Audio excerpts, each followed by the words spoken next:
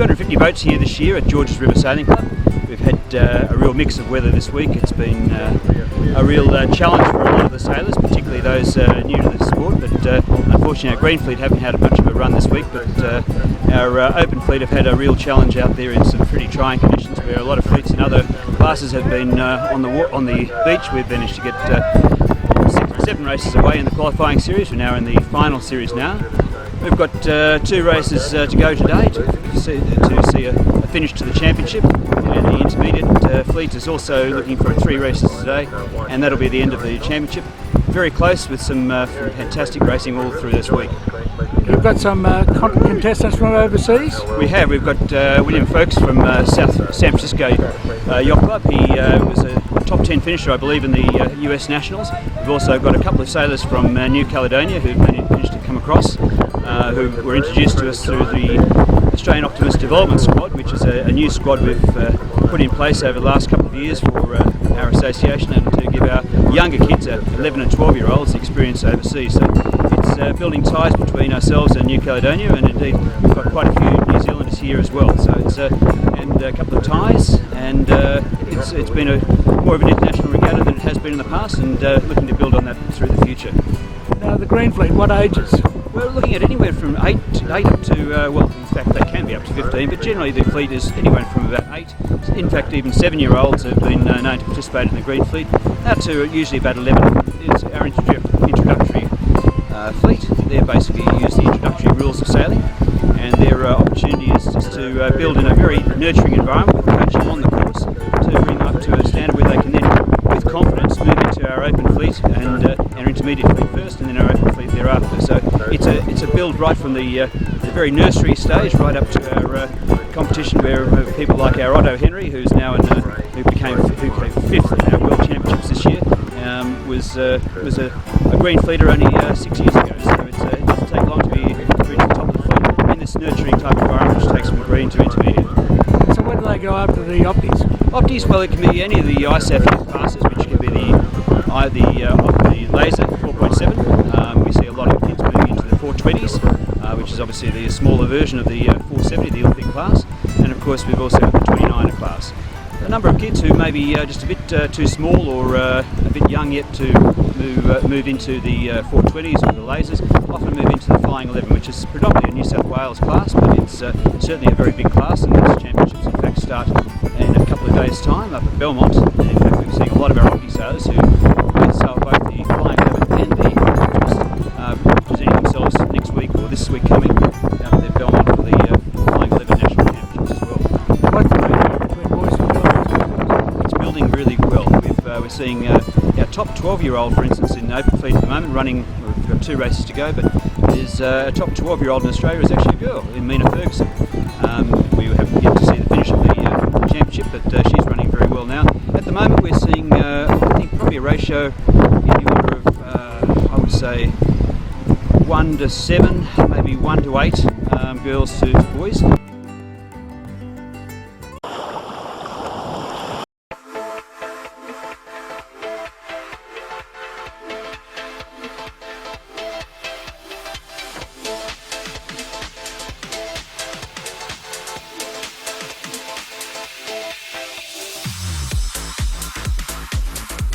Thunder and lightning threatened over the Perth city skyline on the final day of the McDougall-McConaughey Australian Moth Championships at the South of Perth Yacht Club.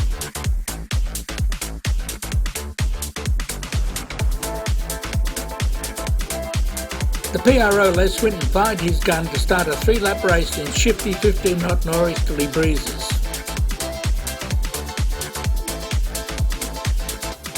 Britain's Ed Chapman was frantically foiling to the start line in the final seconds, rounded the committee boat and picked the first shift absolutely perfectly.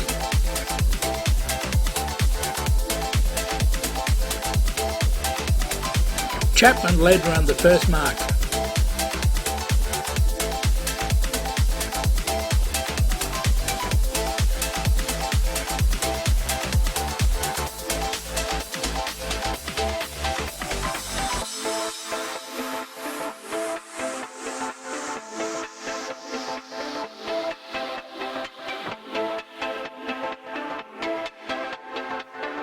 Runaway leader Josh McKnight of New South Wales hit the ground in one of the many shallow patches and limped around and finished 31st, his second discard.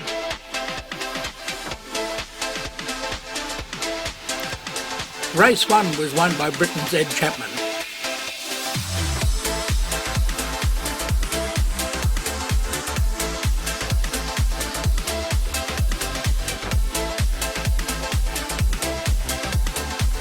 Race 2 was won by Josh McKnight from Bob Golf in second and Rhys Talby third.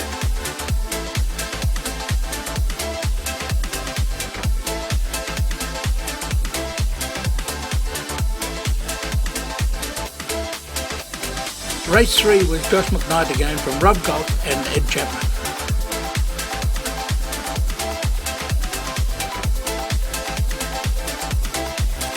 Western Australia's Steve Thomas also suffered some impressive face plants but managed to hold on to 4th overall, and Grandmaster Amac McDougall of Victoria was 5th despite his wipeouts. The fleet got back to shore before it all got a bit ugly.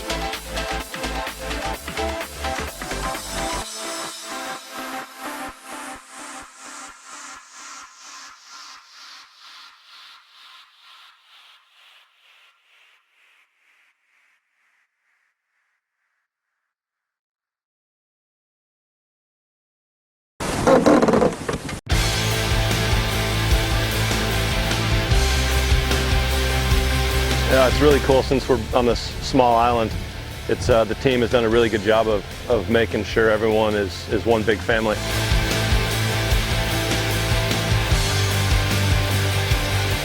I think it just starts with the hiring and making sure all the you want to have good personalities.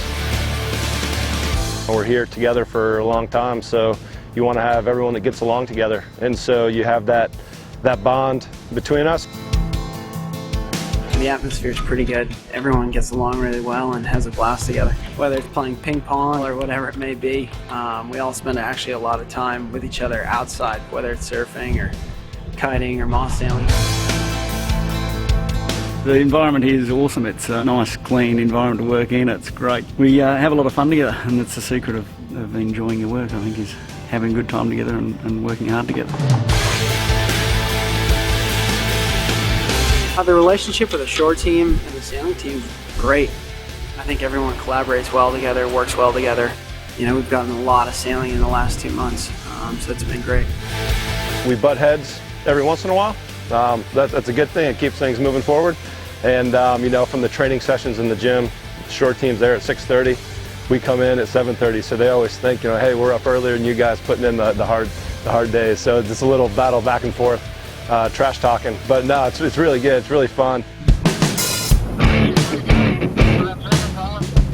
You know, the great thing about the Cup is that we're all here for the same reason. We're all here to win the Cup. And for the most part, we all come from sailing backgrounds. It doesn't matter whether you're on the shore crew or the sailing team or the design team. We've all grown up sailing in some capacity. Once upon a time and not so long ago, I was staring at the sun and found myself starting to go. Don't hold me back. I think the key values that we all hold here at Oracle is everybody here works hard. Everybody comes from a background of, you know, really fighting to win. Everyone gets in and works hard, and everyone feels like they're part of the team, and we all do our areas, but everyone assists everyone, so the whole thing works really well.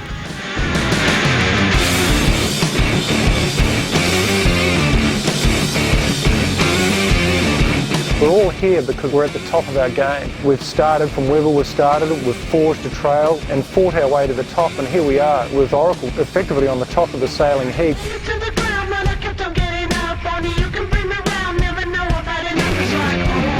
Now that we're here, we want to keep it, and part of that is again part of that culture, having that culture of working hard, of having respect for the others, having respect for where the other team individuals have come from, and to ultimately win the America's Cup again.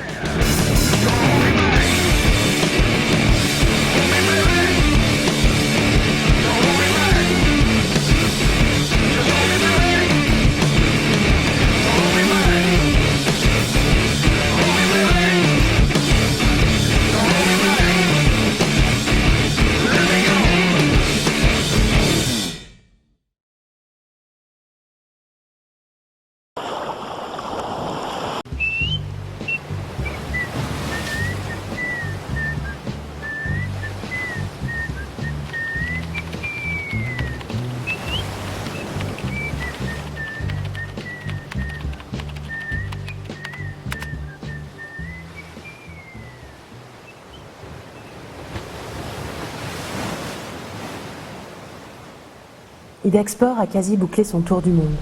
Tout à l'heure, le grand trimaran coupera la ligne d'arrivée à Ouessant. C'est vraiment des moments exceptionnels, avant de retrouver contact avec la terre et avant le bonheur de retrouver les amis, la famille, la terre. Pendant ce temps, à Brest, les pontons se préparent. Dès hier soir, l'abeille Bourbon faisait de la place. Tandis qu'au bar des 4 vents, déjà, on sentait l'impatience monter. Ouais, c'est le port de départ, mais c'est aussi le port des arrivées. Hein. C'est un pays de marins ici. Hein. Les gens, ils attendent de revoir leurs amis, ils mesurent en même temps, en voyant le bateau et l'équipage, ils mesurent l'exploit. Hein. C'est un exploit. À bord, les garçons gardent leurs bonnes habitudes et continuent à faire de l'humour. Tu viens pas sur la fenêtre de lundi, quoi. Est-ce que tu as regardé la météo du coup pour la semaine prochaine? On voit dans la semaine prochaine, ça s'annonce bien. Il y a une belle fenêtre mardi, mercredi. Qu'à cela ne tienne, à terre, les filles, elles aussi, s'organisent. Pour nous, c'est super. On a des idées qu'on va partir tout ensemble aussi pour faire la fête. À ce soir, IDEC Sports, tout le monde vous attend. À tout à l'heure, papa.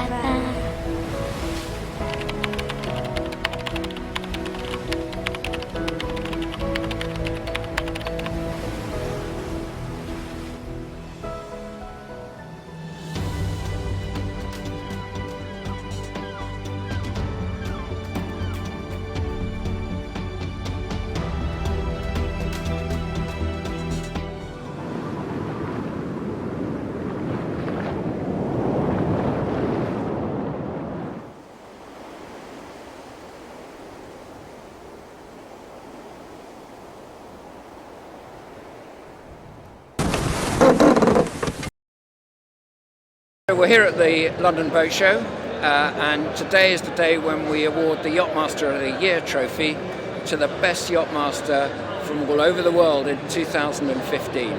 Well, the Yachtmaster is probably the best known yachting qualification in the world and it's run to a very high standard and therefore we're trying to promote the excellence of the qualification and the winner today is the best of all. The point about these awards is they're recognising people who've made a huge effort to learn to navigate properly and skipper a boat. Now, I'm very much in favour of that because it makes all our lives safer. So by having an award like this, you're saying to people, that's a standard to aim for, try and be the best. And this award goes to the best of the best. Encourage more people to really strive to improve their standards. I'm staggered really to win it. I think anybody who passes this exam is probably worthy of some sort of recognition. But I'm extremely grateful to the RYA and very honoured to be presented the trophy by Sir Robin Knox-Johnston. He's a legend and personally means a lot to me, given I got to go on the Clipper race, met my wife on the race, bought a boat and now I've got 3 kids, so I owe him a lot. So it's a huge honour. But you know, it's really good to see one of our crews, of the 4,000 who've done the Clipper race now, one of them making the effort to go out there, study and work hard and come top of the tree. So I'm very, very proud of him. I decided to do the exam because I wanted to improve my skills. I'm a great believer that if you improve your skills, it gives you confidence and you can do things more safely and have more fun. And I really figured that with my own boat and a small crew, we're often going short-handed, that I really wanted my skills to be up to a decent level that I'm happy with, to take them on cruises and to go on even longer adventures than we have done already.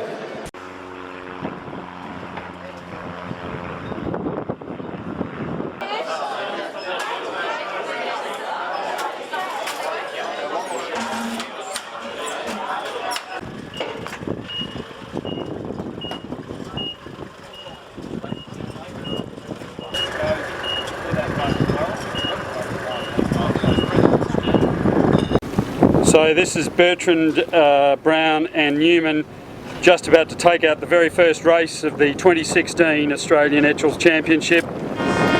And there's the hooter, well done, great sailing. Managed to stretch out on the final run down over what appears to be Racer X from Hong Kong. But this is going to be an interesting little three-way tussle. But at this stage, possibly but no, there's going to be a surge at the end. So well done, great racing. 20 seconds out, 13.74 as you can see there in frame, absolutely too close. They're going to have to come and have another crack at that. 6, 5, 4, 3, 2, 1, racing. And 13.25, all clear is the announcement. And we're racing, lovely action here. Now currently 12 knots, and we're going to get into this. So it should probably build as this first work happens out. So she's a very busy top mark this time, much busier than before. There's not any great separation out to the leaders. And very tight there in positions 25 through 40. So this is Magpie with Graham Taylor, Richie Allenson and James Mayo coming in to win race 2 of the 2016 Etchells Australian Championship. There you go with a gun. Well done. And everybody will be playing nice because we are under U, code flag U, for race 3 of the 2016 Etchells Australian Championship. So there's a lot of Dacron flapping here. We're about 35 seconds. 30 seconds now. Dacron flapping away. A lot of calling at the boat end. There's not much room there.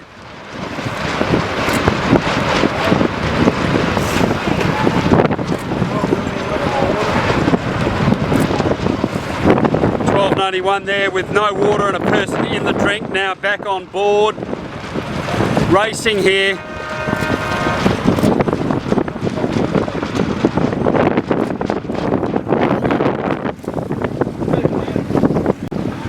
So she's a very busy top mark this time, much busier than before. There's not any great separation out to the leaders.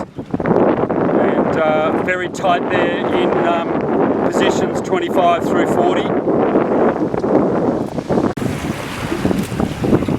So this is Magpie with Graham Taylor, Richie Allenson and James Mayo coming in to win race 2 of the 2016 Etchells Australian Championship. There you go with a gun. Well done. Richard Hammond has been kind enough to come in and have a quick chat with us here in the committee room at Royal Brighton. Richard, a really good vibe going around for the 2016 Etchells Nationals. Oh, it's terrific. It's a really good fleet, very high quality fleet, a lot of really top sailors, and anyone that wins this regatta will have beaten a lot of really seriously good people. So yeah, that's a great vibe. And may well have beaten the weather too. How crazy can one afternoon or indeed one day get, Richard? Well, you know what I say about Melbourne's weather. Just wait a while and it's about to change. But yeah, this was really unexpected. I don't think any of the models predicted the sort of change that we got. But yeah, it's very impressive weather. But the racetrack is terrific. I mean, yesterday was just glorious sailing. And, I think we'll end up with some really nice weather, in the next few days anyway. So. Yes, and no doubt a series will be completed. Just how, when and why will be a challenge. I'm sure we'll get a series in. Yeah. Tiana, thanks for coming in to have a chat. That's really great. Appreciate it. You're the youngest competitor in the Etchells. Yes. But I have a sneaking suspicion that's no reflection on the amount of experience. Just how many regattas have you been to now? I've done 3 World Championships and multiple Nationals and plenty of state. I think you have, and I think that's at least 4 or 5 Nationals. What is it that attracts you to the Etchells? The people are really great, and the sailing, the racing's always off the hook. So. Yeah. And this is the only sailing you do, I should point out for everybody, that you're not out in any other class. This is the one you do. No, Etchells is my favourite. And apart from Dad being on board with you as well, What are some of the other features of being on board Yandu with JC and Marcus? Crew, yeah, the crew are amazing. They're always a good time. And yeah, we have good flow and. Yes. You work it out really, really well, which is very much showing in the results, especially in the last sort of 12 months or so. Yes, yeah. So you'll be, after this, you'll be back for Milson Silver Goblets? Yes. Yep. Going to try and hold on to that title? Hopefully, yeah, defend our title. Well, that's really, really great. And then there's New South Wales Champs coming up at Lake Macquarie and stuff. Yep. So, final year of school this year? Yeah, doing my HSC this year, so I won't be doing cows this year as well. Oh, boo-hoo. Yeah, you'll just have to wait for another World Championship. Yes.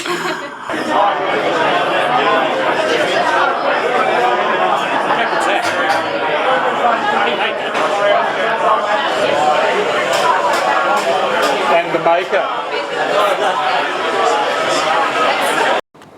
Delighted to have John Bertrand here to have a chat about the racing on day one of racing per se, even though it's day two of the regatta. John, an interesting day with weather building, but you've walked away with some very smooth results to have a 4-point lead. Yeah, we're obviously pretty happy with that. It was quite fantastic. Champagne racing, is that what they talk about? Yeah, exactly. I guess we kicked off in 10 knots of breeze, 3 races today, and finished in maybe 14 knots the last race.